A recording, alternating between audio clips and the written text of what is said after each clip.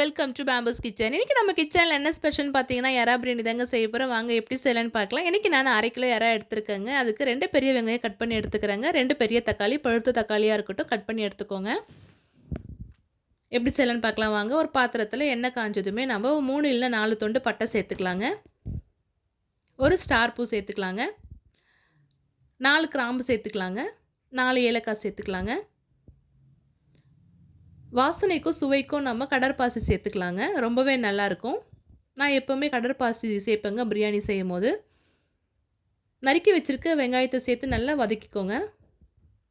இப்போ 2 பச்சை மிளகாய் சேர்த்துக்கிறேங்க. கொஞ்சமாக புதினா சேர்த்துக்கிறேங்க. நல்லா வதக்கிக்கோங்க. சீக்கிரமாக வதங்கணும்னா நீங்கள் உப்பு போட்டு வதக்குனீங்கன்னா சீக்கிரமாகவே வதங்கிடும். இந்த டைமில் கட் பண்ணி வச்சுருக்க தக்காளி சேர்த்துக்கிறேங்க.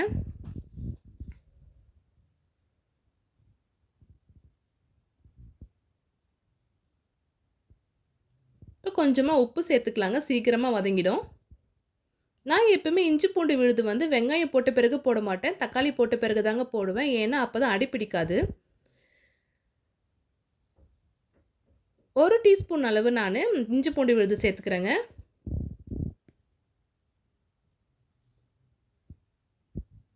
இப்போ கழுவி சுத்தம் பண்ணி வச்சுருக்க எறா சேர்த்துக்கிறேங்க. நான் இன்றைக்கி சின்ன எறா தாங்க எடுத்திருக்கேன். சின்ன எறாவும் ரொம்ப டேஸ்ட் கொடுக்கும். மீன் வாங்கினீங்கன்னா கூட சின்ன மீன் வாங்கினீங்கன்னா அது ஒரு டேஸ்ட் இருக்குங்க. பெரிய மீன் வாங்கினீங்கன்னா அது ஒரு டேஸ்ட் இருக்கும். உங்களுக்கு டேஸ்ட் டிஃப்ரென்ஸ் தெரியும் நல்லாவே. ஸோ இன்றைக்கி நான் சின்ன எறா தாங்க வாங்கியிருக்கேன். இப்போ இந்த டைமில் புதினா சேர்த்துக்கோங்க. நான் எப்பவுமே மிடில் நான் இந்த மாதிரி புதினா சேர்த்துக்குவேன். நல்லாயிருக்கும், டிஃப்ரெண்ட்டாக இருக்கும். உங்களுக்கு அந்த ஃப்ளேவரும் சரி சாப்பிட்றதுக்கும் நல்லாயிருக்கும். இப்போ தேவையான அளவு வெறும் மிளகாத்தூள் சேர்த்துக்கிறேங்க. உங்களுக்கு காரம் அதிகம் வேணும்னா நீங்கள் நிறைய சேர்த்துக்கோங்க. இன்றைக்கி நான் 2 டம்ளர் அளவு அரிசி எடுத்துருக்கேங்க. ஸோ 2 டம்ளருக்கு நான் 3 டம்ளர் தண்ணி வைக்கிறேன். 1 டம்ளருக்கு 1.5 சரிங்களா? அப்போ 2 டம்ளருக்கு நான் 3 டம்ளர் தண்ணி எடுத்துருக்கேங்க. தண்ணி நல்லா கொதித்த பிறகு கழுவி சுத்தம் பண்ணி வச்சுருக்க அரிசியை சேர்த்துடலாங்க. இன்றைக்கி நான் யூனிட்டி தாங்க எடுத்திருக்கேன். யூனிட்டி ரைஸு ரொம்பவே நல்லாயிருக்கும் பிரியாணி செய்கிறதுக்கு. ஸோ தண்ணி எல்லாம் இந்த மாதிரி வடிஞ்சதுமே நம்ம ஒன்ஸ் இந்த மாதிரி நல்லா கிண்டி விட்டுடலாம். இப்போ இந்த டைமில் நம்ம இந்த மாதிரி லாஸ்ட்டாக ஃபைனலாக லெமன் சேர்த்துக்கலாம். இப்போ ஒரு கிண்டி விட்டுடலாம்.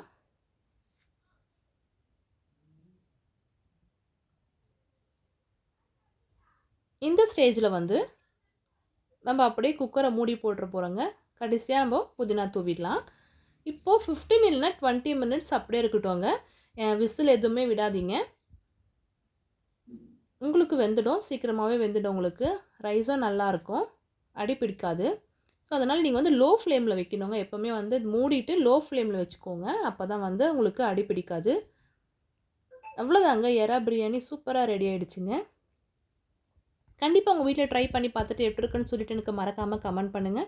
ஸோ என்னுடைய வீடியோ நீங்கள் ஃபர்ஸ்ட் டைம் பார்க்குறதா இருந்தால் மறக்காமல் சப்ஸ்கிரைப் பண்ணிக்கோங்க, லைக் பண்ணிக்கோங்க, ஷேர் பண்ணிக்கோங்க. நெக்ஸ்ட் வீடியோவில் சந்திக்கிறேன். பை.